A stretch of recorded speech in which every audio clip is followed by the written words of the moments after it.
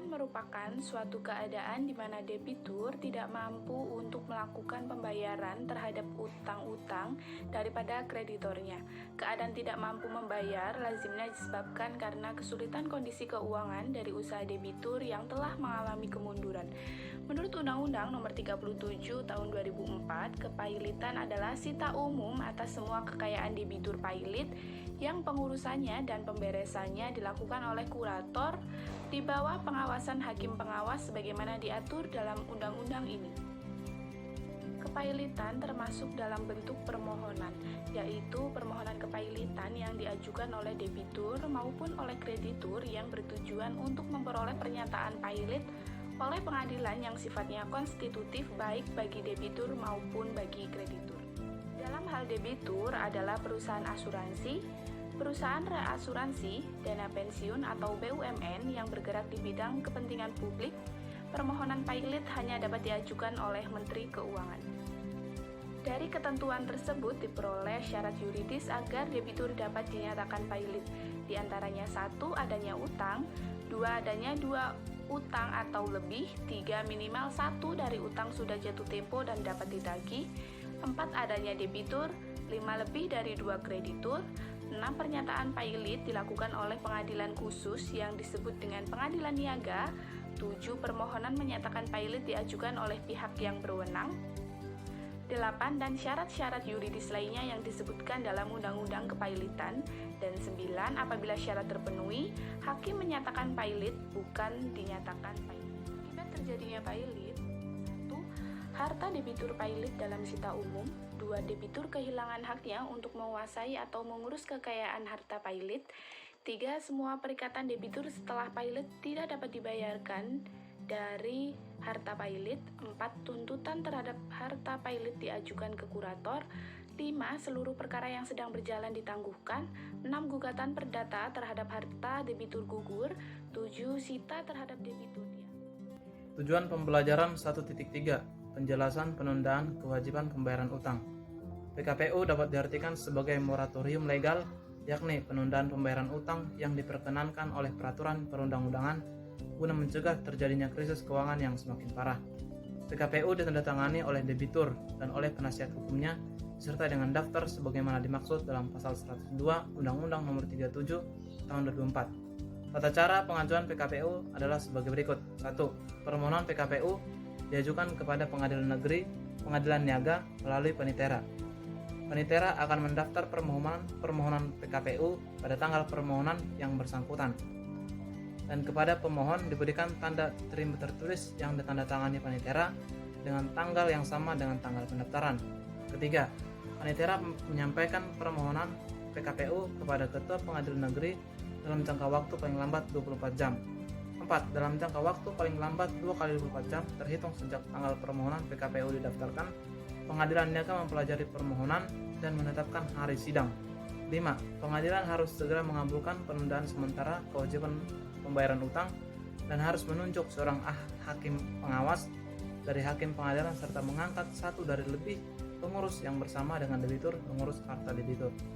Dalam pelaksanaan PKPU diperlukan adanya pengurus dan pengawas. Pengurus yang diangkat harus independen dan tidak memiliki benturan kepentingan dengan debitur atau kreditur. PKPU dapat berakhir atas permintaan hakim pengawas atau atas permohonan pengurus atau salah satu lebih kreditur atau atas prakarsa pengadilan apabila 1. Debitur selama waktu PKPU bertindak dengan itikat buruk dalam melakukan pengurusan terhadap hartanya. 2. Debitur mencoba merugikan para krediturnya. 3. Debitur melakukan pelanggaran ketentuan pasal 240 ayat 1 Undang-Undang 37 tahun 2004. 4. Debitur lalai melaksanakan tindakan-tindakan yang diwajibkan kepadanya oleh pengadilan pada saat setelah PKPU diberikan. 5. Setelah waktu PKPU, keadaan harta debitur ternyata tidak lagi memungkinkan dilanjutkannya PKPU. 6. Keadaan debitur tidak dapat diharapkan untuk memenuhi kewajiban terhadap para kreditur pada waktunya. Saya di sini akan membacakan materi yaitu perdamaian. Perdamaian adalah salah satu cara untuk mengakhiri kepailitan. Perdamaian dapat digunakan sebagai alat untuk memaksa dilakukannya transaksi hutang karena di luar kepailitan. Kreditur tidak dapat dipaksa untuk menyetujui perdamaian. Perdamaian dapat definisikan sebagai perjanjian antara debitur dan para krediturnya, di mana klaim yang kreditur setuju untuk dibayar sebagian atas atau seluruhnya. Konsekuensi capaiannya perdamaian.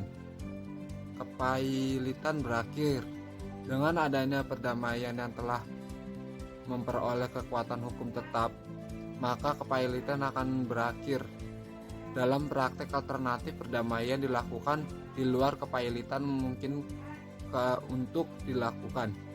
Kedudukan kreditur separtis dalam perdamaian di kepailitan. Yang pertama yaitu kreditur separtis mempunyai opsi dalam perdamaian, apakah akan ikut dalam voting atau tidak ikut voting. Yang B, jika ikut voting berarti melepaskan haknya selaku kreditur separtis, beralih kedudukan kreditur ini lagi sebagai kreditur konkurren. Dalam hal aset jaminan perakhiran tidak dapat melunasi seluruh tagihan kreditur separtis. Yang ketiga yaitu pembatalan perdamaian. Dimungkinkan adanya pembatalan perdamaian sebelum sidang homologasi jika terdapat alasan-alasan yang kuat dari para kreditur untuk meminta pembatalan perdamaian yang telah disetujui melalui voting. Pembatalan perdamaian dapat diajukan pada sidang majelis hakim. Majelis hakim wajib menolak pengesahan perdamaian jika pasal 158 ayat 2. Homologasi dapat dasarnya adalah salah satu by the commercial court atau usulan perdamaian telah disetujui oleh kreditur. Nomor 2, pengadilan dapat menolak memberikan pengesahan perdamaian dalam hal pasal 159. Itu saja dari saya, kurang lebihnya mohon maaf. Terima kasih. Wassalamualaikum warahmatullahi wabarakatuh.